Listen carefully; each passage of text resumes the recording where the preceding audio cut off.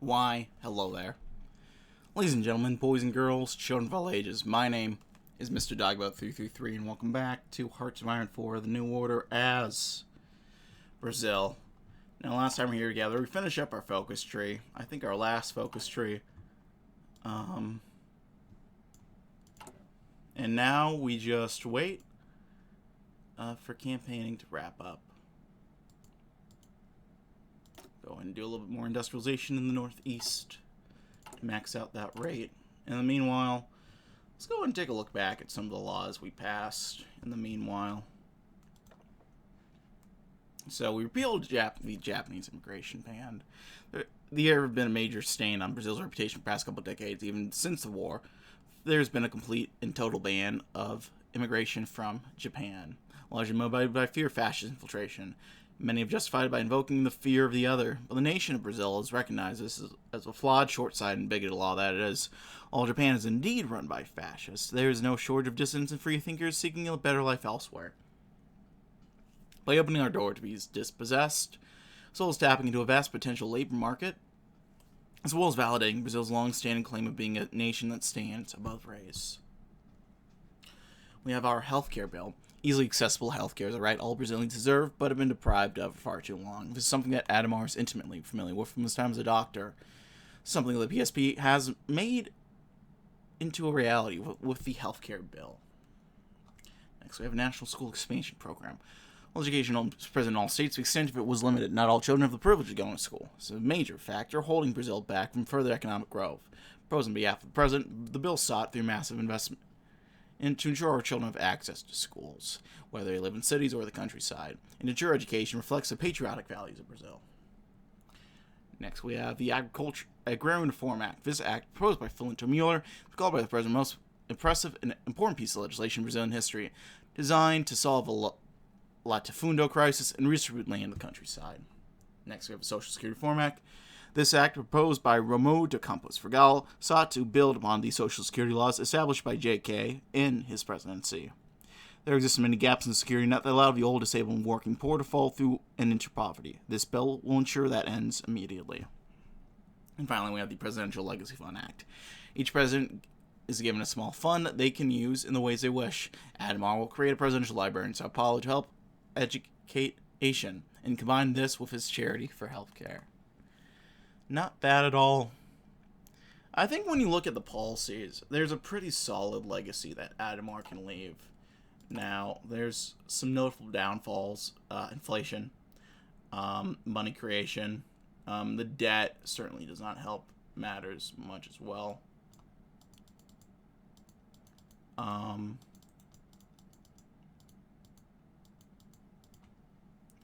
I did not mean to, oh, there we go. The debt's obviously gonna start fucking, flourishing. I mean, it already has. But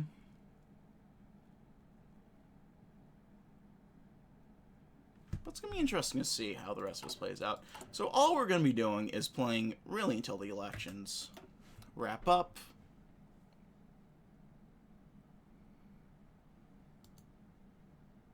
And we're going to do our best to try to ensure that we end up coming out on top. We'll hold a rally in Sao Paulo.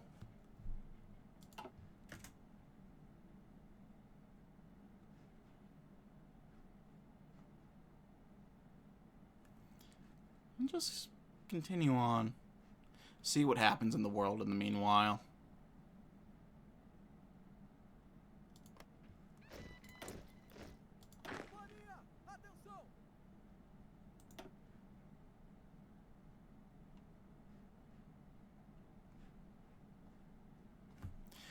Ah, what a day. What a beautiful world we got.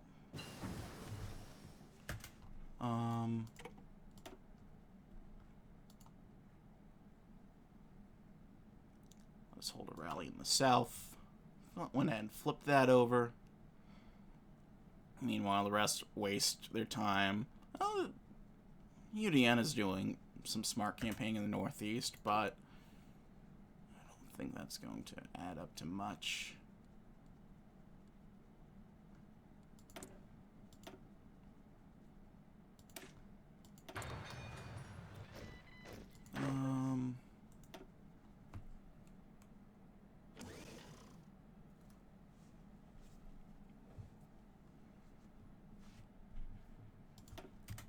I'm not really sure what to say anymore at this point.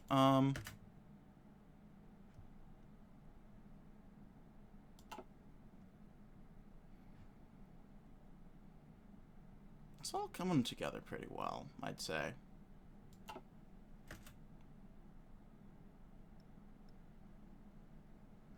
We might want to work on our momentum in the Northeast next, I think. Oh, we'll see, though.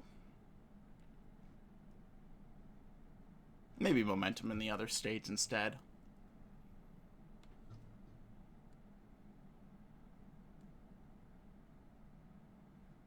I mean, overall,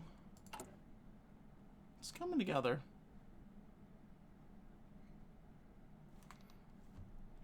I'm not quite sure how long this part is even going to go for, I'll be real. Let's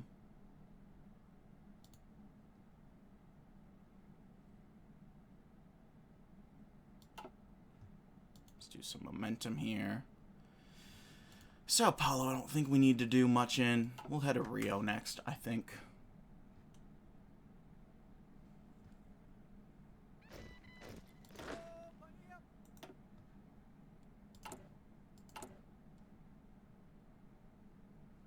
This is also a huge issue with the Progressistas. The fucking military has been crippled. That is horrible.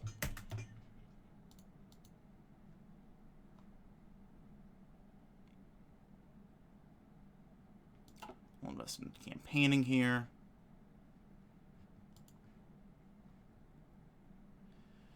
Brazil's starting to catch up a little bit.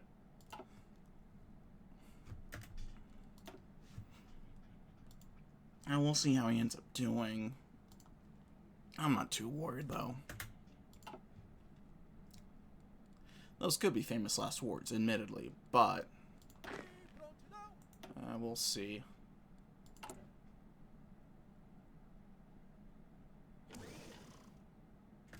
President... Oh! Look at that.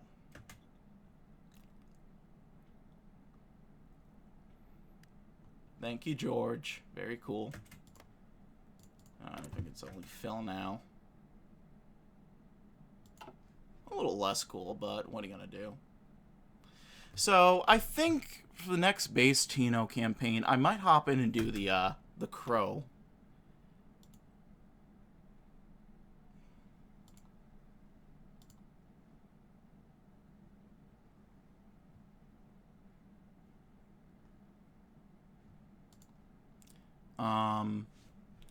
Now, for those of you who know, if you know anything about the Lacerda path, you know there are two different ones, sort of. There's the normal democratic one, and then there's the imperial presidency. I'm probably going to put it up to a poll, but I'm going to ask you all a little bit ahead of time what you'd be more interested in. A typical democratic playthrough or the imperial presidency. I'm leaning towards the normal one, personally, just because I've seen a lot on the imperial one, but I want you all to tell me what you find to be more interesting. And then perhaps I will be able to grant it to you.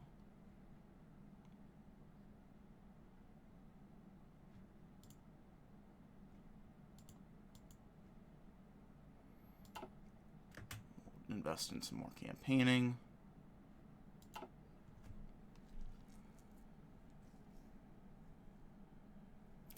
So, yeah, here we go.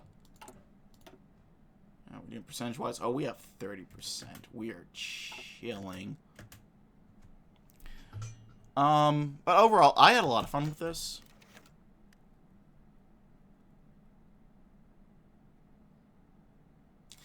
After being freed from that damn prison of office, Sergeant Souza thought it would be a convenient moment to fill an old desire of his, visit Viguaria Falls one more time. But why North would a disabled soldier on crutches travel all the way to the country's abyss? Not even Souza could tell.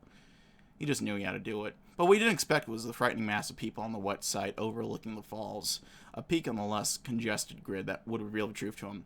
The water level was rising. Souza knew about the dam, but he didn't know it would be this fast. A strange, resentful feeling poisonous stomachs, the water level rose. He preferred to see the waterfalls being destroyed in a swift and merciful bombardment years ago than this. Being slowly drowned in the water as it desperately tried to breathe before being swallowed by the river. And this time, the engineers back in the dam wouldn't listen to him, like his superiors years ago in the same place.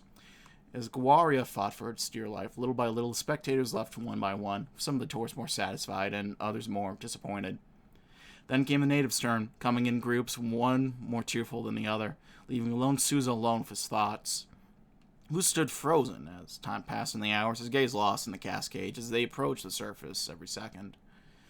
As the sun disappeared in the trees, a finger snap would bring Souza back to real life, bumbling into a visibly impatient soldier, rushed to finish his shift.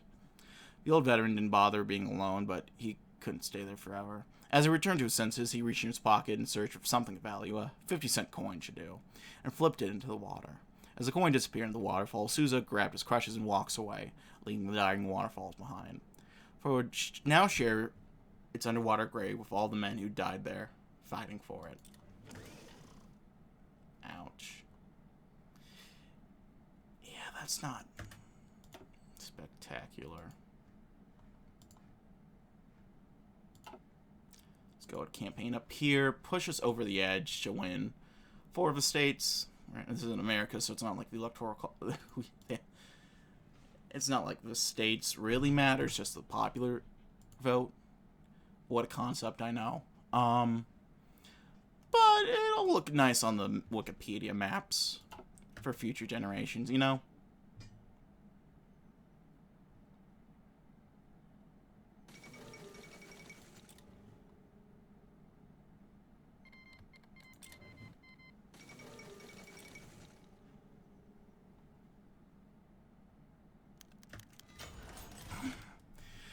People all across the nations waited for this moment, glued to their radios and TV screens as they heard and saw the news. At 3 o'clock, 12 November 1970, we can now confirm that Getulio Vargas Jr. from the PSP has won the election and will become the next president of Brazil. Sounds of fireworks and cheering crowds came out of Vargas Jr.'s window. He couldn't believe it. After all the trials and tribulations, the COVID crisis, and many other problems that happened during the Bull's presidency, the people wanted more. They wanted the PSP to stay. Opening his window, he started improvising a victory speech. People of Brazil, thank you for your support for me, Natal. You'll have made my father proud today, and will make sure that his will for a better Brazil continues stronger than ever. The crowd continued cheering on and on. Vargas Jr., on the other hand, closed the window and went to bed. Looking up upon a portrait of Getulio on his wall, Vargas Jr. wondered if he could be like him, a great man for the nation, one that would lead the country into glory and progress. Would he become like him or even better? Only time would tell. The old man smiles upon him.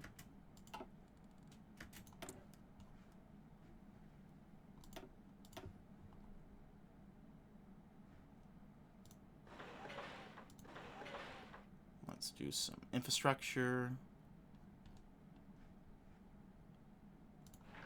These bigger places are surprisingly low on the infrastructure, despite being the major population hubs they are.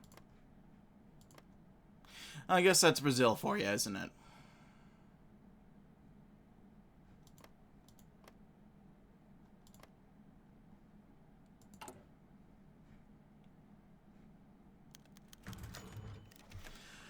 Oh, if only your father could have been here. Adhemar trolled as he poured another glass of brandy for Vargas Jr. It returned the favor as the bottle was passed. The two men sat within Vargas's new office in Brasilia, gracefully lended to him by Adhemar himself as he prepared for transition power within the coming weeks. The effort seemed much toil and hardship, yet the succor of success was as potent as it was intoxicating. Or was that the brandy? The men hardly cared, for their wildest dreams had come true. The PSP would see that the fair and just governance of Brazil continue for 5 years longer. Vargas swirled the glass in his hands, letting out a soft sigh. Adhemar reached from across the small table between the two men, smiling as he patted him on the shoulder. Your father would have wanted this. He would have wanted you guiding us if he was here.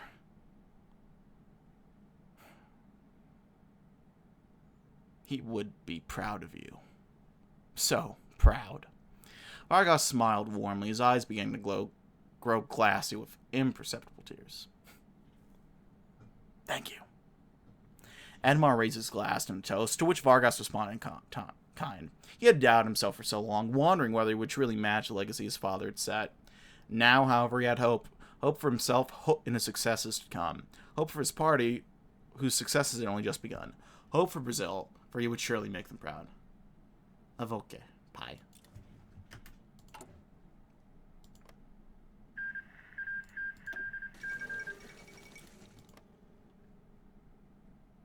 Florida.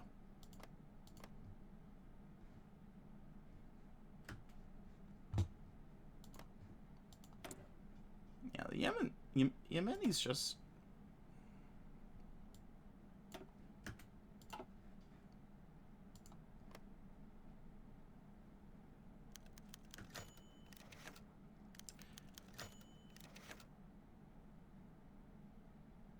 Not better agricultural methods, look at that.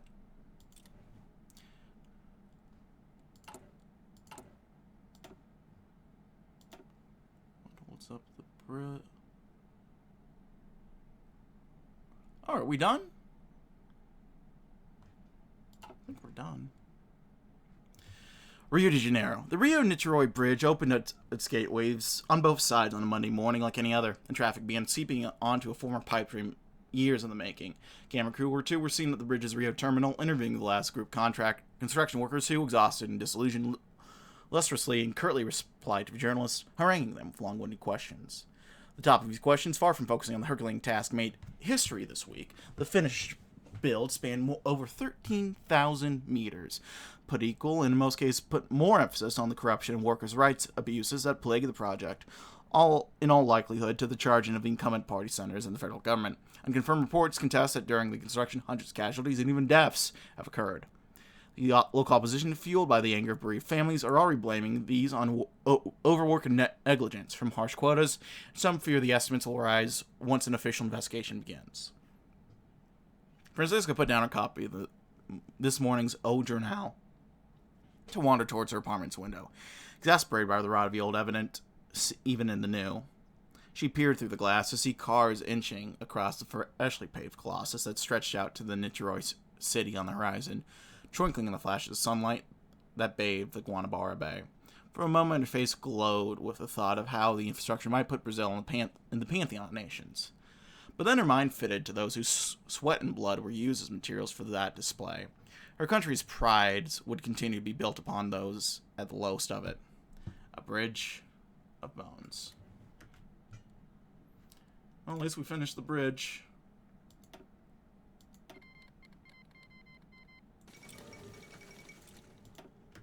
Not another one.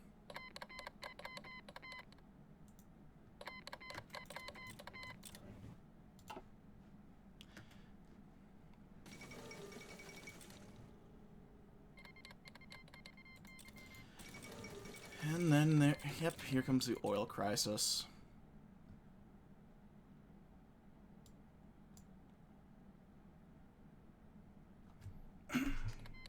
Con man's paradise. Brazil, a country where crooks, mobsters, and fraudsters can flourish.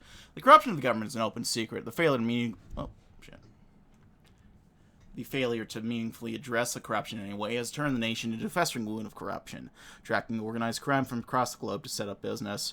From the presidency to the Senate to the Supreme Court, all of them are corrupt to the very core, using law and order as a convenient myth to keep the machine turning. See, that's not very grand.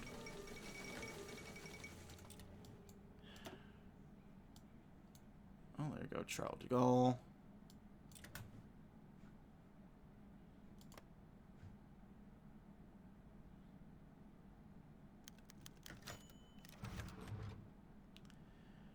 Oh boy. In Rio de Janeiro, the uproar is indomitable. The tendrils of a global oil crisis have spread to South America, now throttling Rio's stock market. Keys for any bank in sight stretch over streets, and protesters and police diffuse from scenes of pure anger. Centros in panic, fulfills a right for rebellion, and all else is between struggles to gasp breath amidst the smoke, gradually unfurling above the Sugarloaf Mountains. In Bahia, they are reaping not only the harvest but the whirlwind, driven ahead by the inexorable growth of the last decade and the mechanization that came with it. They were not prepared for the inertia when it all came to a halt. Now farmers could count their stock, their machines, and their pennies to find their own escape from the looming crash. In Brasilia, they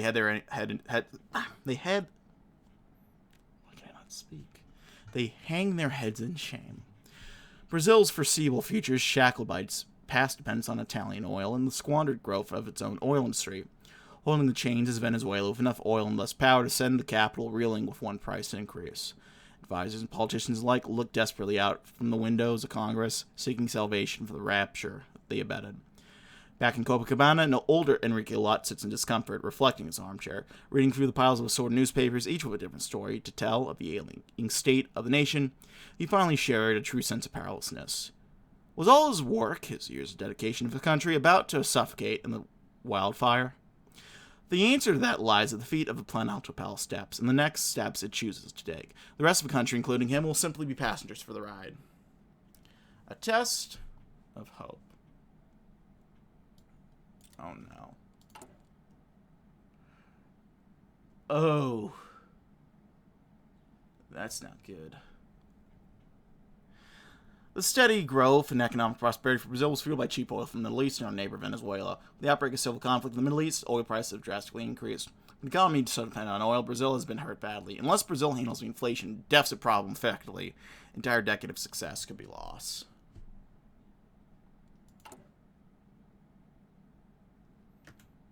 We still have some growth holding us up right now.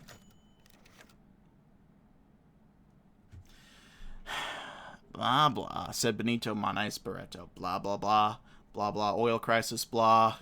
He pointed towards an erased lines and symbols. Blah, blah, blah, blah, blah, blah, blah. Adhemar was sure that the man in front of him was saying words, something to do with a sudden sharp increase of oil prices worldwide, but the will to comprehend those words eluded him. It was not only his health, he was now just the night watchman in the last few hours, waiting for the day shift to arrive and deal with whatever this mess was. Blah, blah, continued Barreto, pointing more of his graphs and lines. Blah, blah, blah, blah, LTN, blah, blah, blah, blah, blah. Maybe he had some kind of obligation to his state during the immediate crisis. Maybe his government could go out on a high note, but he was just a few months away from handing it all over. Barreto cared, so he would just sign whatever and let him deal with it. Wait. Somewhere a word had floated up from the fog, and Adhemar had absentmindedly caught it between his fingers. He observed the small thing, its brilliance and luminance, potentially burning in its hands. One moment, Barreto. You're proposing government bonds? Oh yes, we also have blah blah blah blah blah blah blah blah and blah. But above all of this, we'll be using investment in the state's LTNs to maintain solvency. Anyway, blah blah blah. Barreto knew that his near-death experience had taken away much from Adhemar and took his questions as a sign the old man was trying to follow along.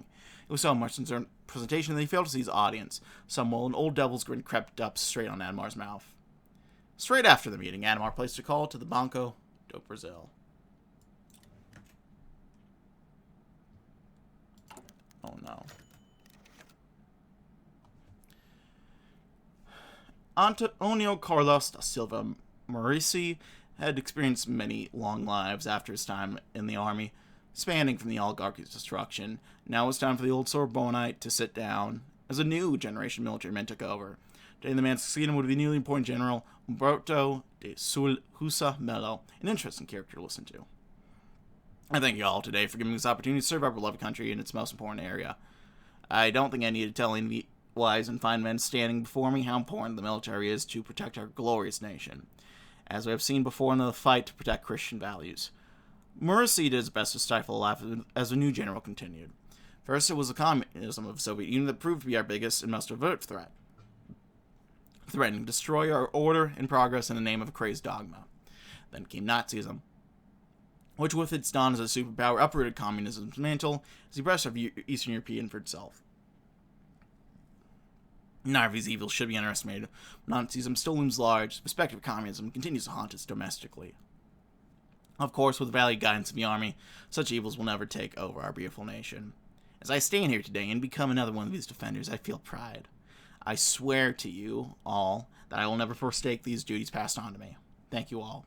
Hands thundered together as the other generals cheered for the new man, a perfect fit. Mercy smiled politely and shook his hand before stepping out of the public eye forever. He trusted the other young generals around him weren't as treasonous.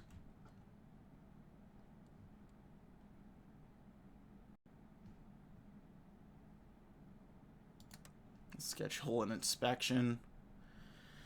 One of our last efforts.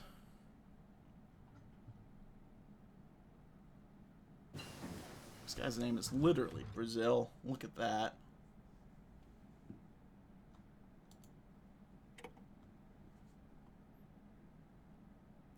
Oh, there go our production units. Oh no.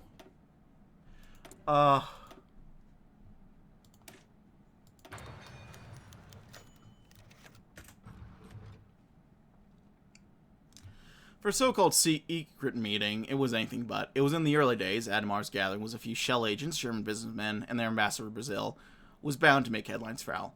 Finance Minister Bernardito Barreto, the unwilling witness to the show, reflected his eyes between the board and his books. He wasn't just there to watch, but apparently keep it from blowing up. Gentlemen, you can wipe the agitation off your faces, don't worry, you're not in trouble. The German delegation, glib and inanimate as ever, exchanged bemused glances. Barreto understood that this was their equivalent of laughter. At any rate, the old man was fortunately still able to call the room to his attention. Yes, you all have your graphs and overpaid suits whispering in your ears. 1,000 different reasons not to invest in Brazil, even in the moment of need, despite our aid and yours. However, this trade relationship is special, and definitely a better deal than the Argentinians will ever give you. My administration, though, has a proposition for everyone here to find something they like. I invite you all to take a look. And the only afternoon at all, it was not about the meeting that mattered. The handouts may wax lyrical about Brazil's irreplaceability in trade, yet its desperate need for cash after burning through foreign reserves to buy oil.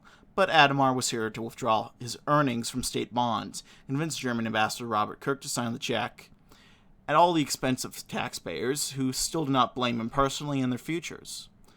Shame? Cabrera feels shame at his role in his theft? No, he decided not him.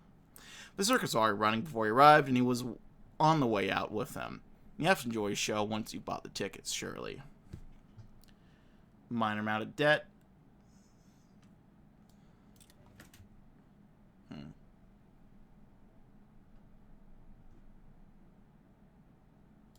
Most minuscule in the grand scheme of things, but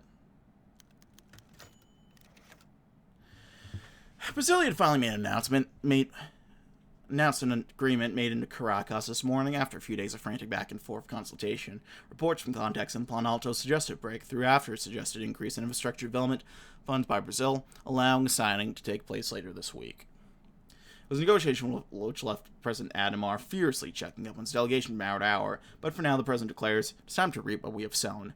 For Brazil, this means a renewed inflow of oil from the petroleum-rich nation and desperate relief to supply, burdened by the price shock continuing from last month. It's not come free, however. Several cabinet ministers have expressed displeasure at the inordinate concessions granted the Venezuelans. In addition to infrastructure developments, particularly across the Amazon region, Brazil will offer military and expertise as well as better conditions on cars, machinery, and steel sold to the country. All valuable currency for a nation full of resources but scant in friends, and thus plenty of leverage set aside in case of further dialogue. Analysts may bristle, but one thing is certain for Brazilians across the nation. At the moment, all relief is good relief, and it cannot come sooner. Just give us the damn oil.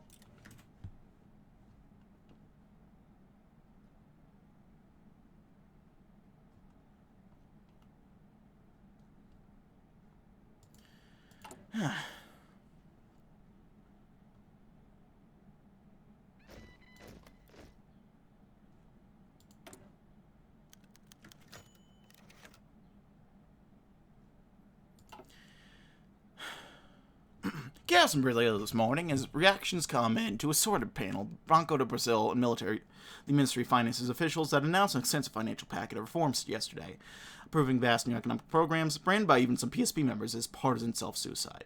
Minister of Finance Barreto made changes known in front of an uncritical press corps, announcing price controls on diesel and similar agricultural necessities, fuel subsidization for public transport in major cities, and the issuing of new LTNs with annual returns of 8%, arguing that Brazil has suffered long enough, and that it's time for their prayers being answered.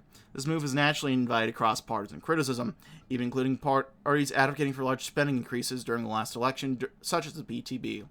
Union official Ilio Beltrao, was on the airwaves last night castigating the move. He saw the moves as saddling the government of bonds that it cannot be paid off for decades will surely only encourage opportunistic and unsustainable buying. The increase in LTN returns is an invitation to anyone with enough money to burn to do it now. It spits in the face of every other working Brazilian that will have to foot the bill. I've never seen, in my years of dealing with state economics, a decision that's so clearly strange an incoming government of a steering party. I have very little sympathy for Mr. Vargas Jr., but it appears as if his administration has robbed the future of his own party. A PSP official, who wished to remain unnamed, seemed to express more fury than bewilderment speaking to Globo today. Frankly, it's selfish, it's reckless, and has the same amount of sense as jumping into the marginal Tiet. Nearly everyone in the office asked him the same question. Why would Adhemar do this? Well, we deserve something for working so hard, no? Ooh. Oh no.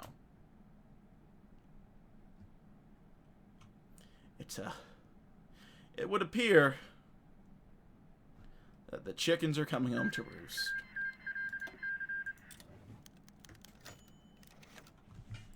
Following successful overtures between Brazilian and Argentine bureaucrats in recent weeks, a historical deal has been struck in Buenos Aires that officially authorized oil imports from Argentine markets.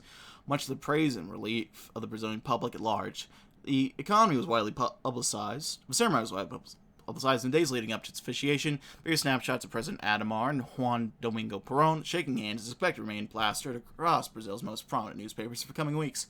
Comments law, the oil deal is a vital step forward to lessening the effects of the oil crisis on the Brazilian economy, be it in reducing gas prices across the board or using pressure on Brazilian consumers already strained on personal savings. Others, however, remain hesitant about the new state of affairs. Key figures, primarily in the armed forces, have voiced concerns of over-reliance on Argentinian corporations and the growing presence of the southern oil trade, with General Geisel deriding the deal as a national security crisis in the making. We're really working with fucking Argentina? This doesn't seem to make sense. We have Paraguay right here, right? Huh. Alright. Anyhow. With General Geisel deriding the deal as national security... I read that. Although Adhemar has so far rebuffed many of the concerns voiced by the military, the general public has largely remained optimistic about the future cooperation of a longtime rival of Brazil, both in the economic benefits that might be reaped from such a relationship and the easing intentions that may come from increased economic ties between Buenos Aires and Brasilia. Who said peace was never an option?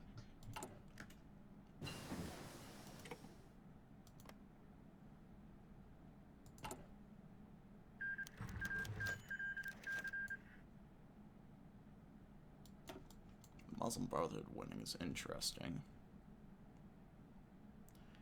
Although it looks like that's not going to matter too much, potentially.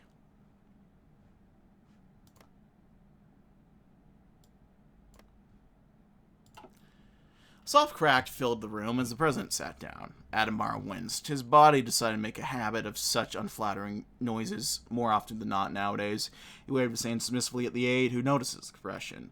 The day was not the day for weakness. It was a day for strength. The film crew in front of him bustled away as he once again went over his speech in his head. Improved healthcare, greater economic growth, increased trade. A greater Brazil just as he promised back in '65. Many would probably claim otherwise, but to hell with them. As far as he was concerned, he had delivered. The man at the camera had made a gesture indicating that it would be starting soon. He held back the cough, building in his throat, and nodded firmly. The lights went on and he began. Greetings, my fellow Brazilians. As you and I know, my time as president has come to an end. As I make way for my successor, I wish to thank you all for the support you have granted me and the PSP these last 5 years, especially whilst I was indisposed. Without your support, we would be unable to achieve what we have done. Increased trade, a booming economy, jobs for all, and healthcare that we deserve. Healthcare that saved my life. And so as my time comes to an end, I can only ask the Lord to grant President Vargas Jr. the best of luck. And once again, to thank you all, may God bless us. A few moments passed, and the cameraman signaled it was over. It began to sink in that his presidency had come to a close. Standing up again, he fought back the fatigue and took one last look at the presidential office. For a moment, Adhemar could swear he saw the shadow of a figure flicker near the portrait of Washington Louise. A familiar, faceless silhouette, but it was merely a trick of a light. And as he gazed upon the portrait of his fellow Paulista, a man with such historical weight, he could only wonder one thing. How would history perceive him?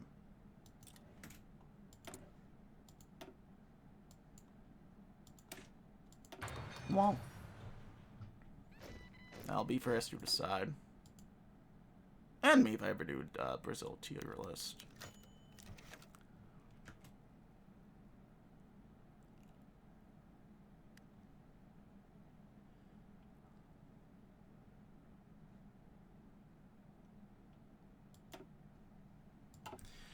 Adhemar sat at their desk at the presidential office with the Minister of Finance sat across from him. He hardly had time to move into the new office and cover bits of...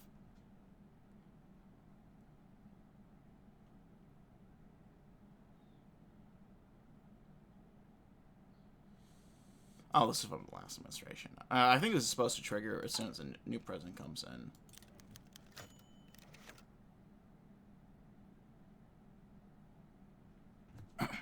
I said no one must address the elephant in the room, be the emerging situation of chaos in the Middle East. I got the Chief of Staff's report today, and it appears the situation not going to be resolved anytime soon, which means no oil shipments from the Middle East for the foreseeable future. The finance minister quickly cut the president off. They both knew the score, and it was anything but good for the country. As Adhemar retrieved a relaxing drink from the beverage globe in the corner of the room, Minister thought, then laid out a strategy.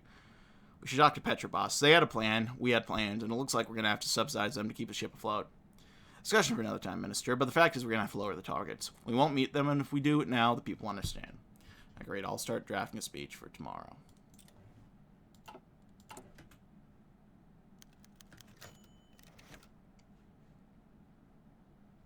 For Francesca, it had been just another day. Another day working by the docks, another day of struggling to sell her wares, another day for braving the ocean winds, of struggling to maintain her ship for only a limited pay. As she opened the door to her apartment, she practically collapsed inside, falling onto her sofa as he dropped the bags around her, carrying only a few groceries. She had thought of getting more, but wanted to wait until after receiving her paycheck to purchase the barest essentials. Another program. There was a new face, one she couldn't recognize, being given an interview by a reporter on operating the nearby museum. The same figure dominated the rest of the schedule, pushing forward the same perspective and views. In a sense, this was Brazil. Despite everything that had happened around her, and even with the ongoing global crisis, she knew that nothing had fundamentally changed. For better or worse, this was still Brazil.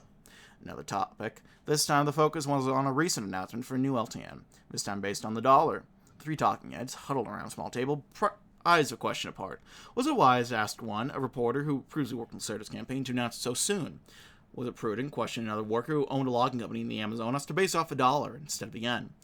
Was it not smart, responded the spokesman at the center, a deputy in the PSP, to support this? Another thought. Did it matter? She didn't care to know much about Envy's figures, but she knew where their priorities truly resided deep down. She knew that they were really as corrupt as Adhemar was, that their predecessors had since, before Adhemar, had governed Sao Paulo, and that their successor would be as corrupt when Adhemar left office. Regardless of the outcome, her life would only get worse, while those above her would simply get richer.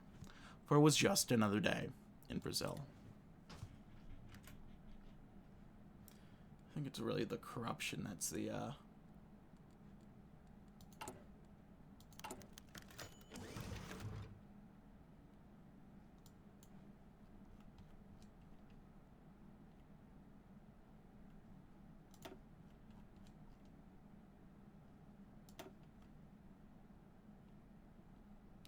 defeat. These crises.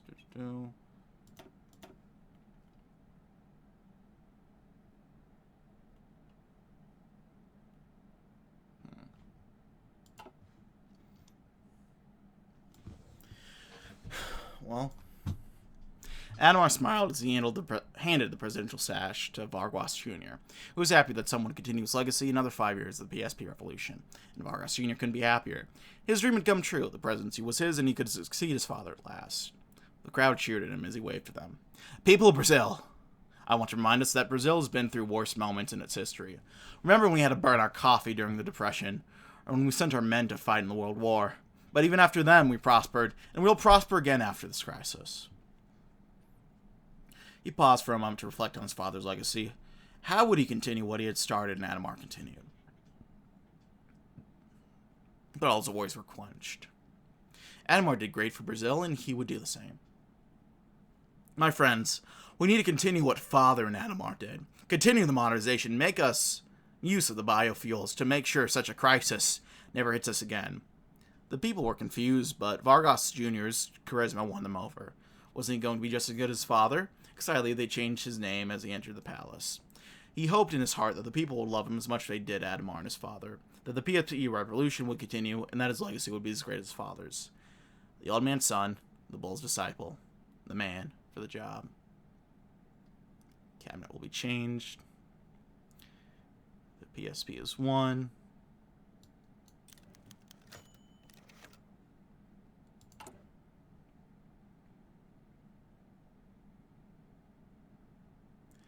A snap, a crash, a thud. The monolith redwood tree joined its felled brethren, becoming yet another quota fulfillment for logging company Antonio hired, expanding farmland for its cattle ranching business. You'd be surprised how much that tree alone earns me these days. He equipped the duo foreman on standby, lighting a cigarette sat on the edge of her timber. Believe me, we know, came the response, and all heads were sent skyward in a hearty, brief following of laughter. As Antonio watched the logger's soiled Hitachi feller buncher rolls off towards their next pile to be, he imagined the pastures that they would have in a few months' time. Fresh cut for generations of calves, the paychecks pressed with American stamps he would cash in, fueled by a craving for burger patties thousands of kilometers up north and oil shortages down south. Hold on, I'm gonna sneeze. Excuse me. While he now stared at the Amazon frontier, American demand and Brazilian eagerness to trade would likely push it back many hectares. It took an oil crisis for farmer to earn his peace, Antonio reflected. But the Amazon is open for business.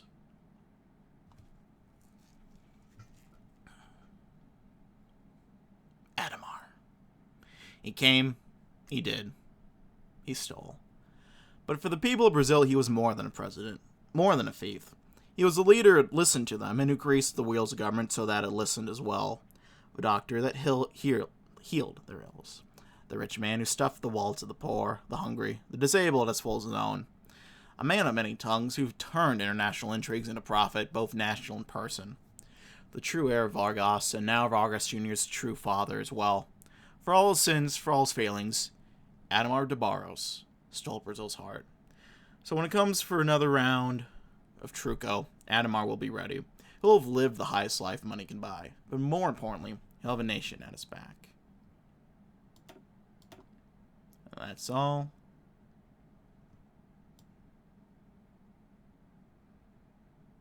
Just out of curiosity. There's my boy. Shout out in the hill.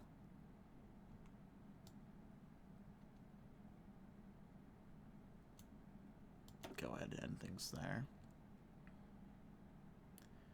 And we can give a gander at the foreign ministry real quick. Why not? Getulio Samaro Vargas Filho, fresh-faced and overwhelmingly charismatic in demeanor, the son of his excellency, Getulio Dornelles Vargas has not strayed far from his father in tenacity or intellect, jumping into the fray of politics without many qualms. Valiant as an Amazonian warrior, Getulino had known the career as a poison chalice, albeit one he is very willing to take on for the sake of society's greater good. Often referred to by journalists as the Brazilian Kennedy, Getulio Vargas Jr. was adopted into the PSP by Adhemar, who hoped to leverage the illustrious family's reputation to his advantage.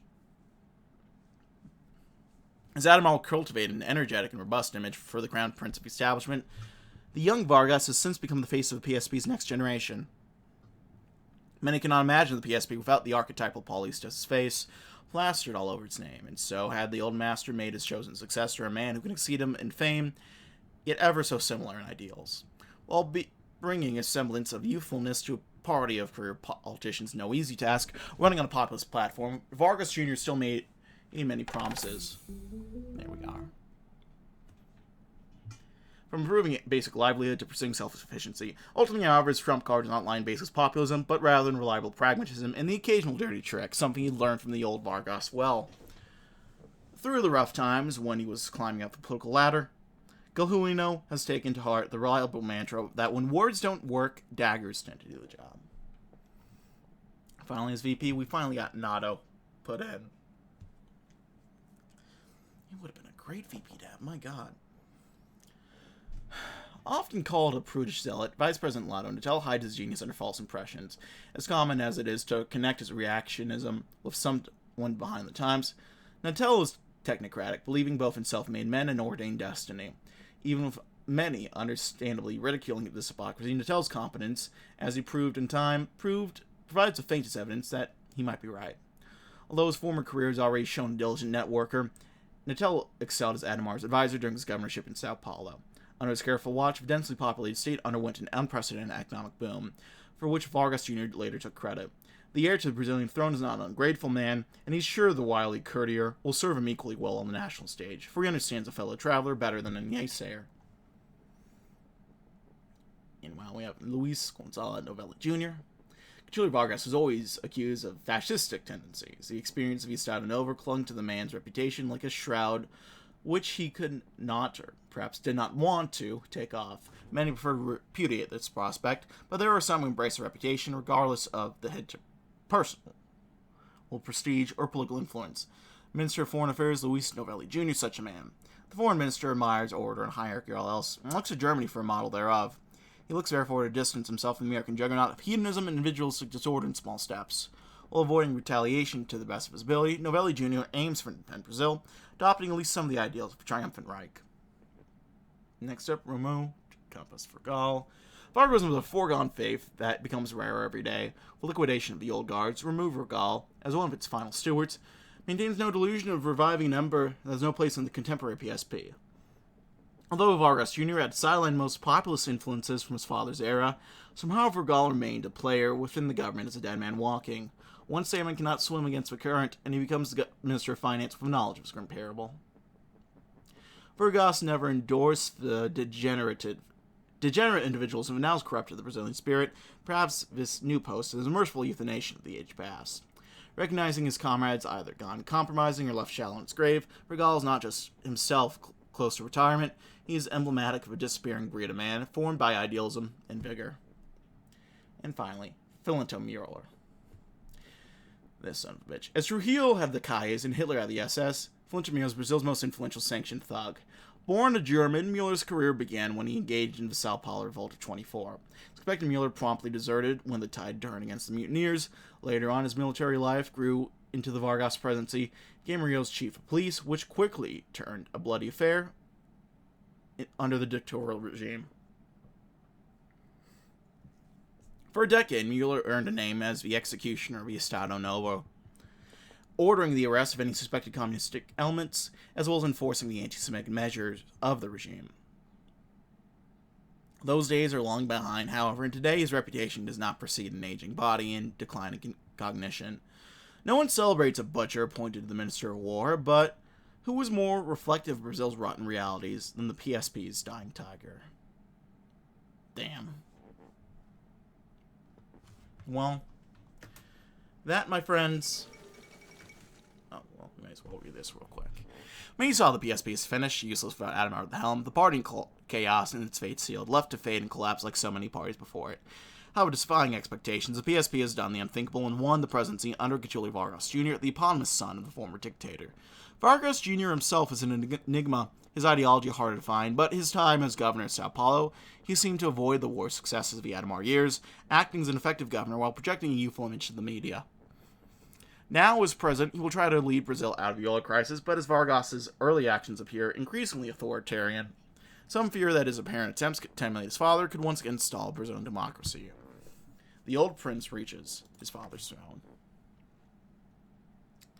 Well, with that, my friends, this is how the cookie is crumbled. I'm going to go ahead and leave things there. I thank you all for watching. As always, if you like this video, or this series in general, go ahead and leave a like. If not, feel free to leave a dislike. Leave any comments or feedback down in the comment section below. I read all comments again. I do appreciate any feedback you might have for me. This has to do with future series, what I did in this series overall, any of that fun stuff. I'm open to any feedback. If you want to keep up with these uploads, I do a lot of new campaign trail stuff, a lot of HoI 4 stuff. I'm gonna try to branch out a bit more in the future, do some more diverse stuff as well.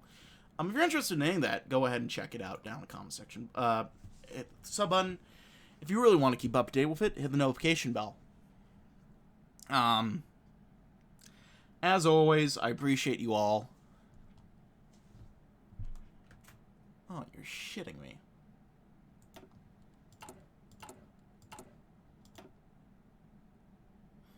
That's not what we needed.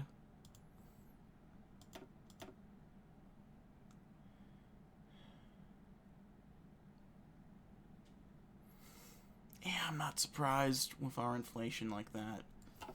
But yeah. With that, my friends, I think I'm gonna leave it there. I thank you as always for watching. And, I'll see you next time. What the next time will be, I'm not 100% sure. It may be Omsk with the new, Second Russian War update that dropped. It may be a trip back to Brazil. And maybe something else. But whatever it be, I hope you will join me. Thanks for watching, my friends. I will see you all next time. And goodbye.